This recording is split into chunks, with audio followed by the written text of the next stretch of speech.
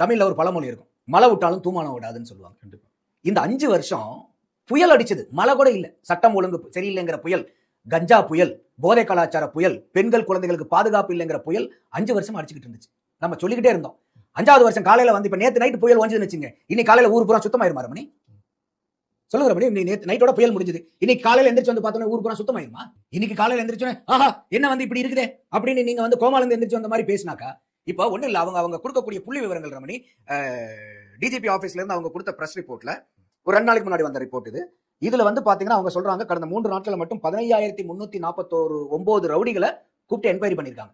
அதுல 12,650 ரவுடிகள் மேற்கொண்ட விசாரணை பண்ணணுங்கிறதுக்காக டீடைன் செய்யப்பட்டிருக்கார்கள்.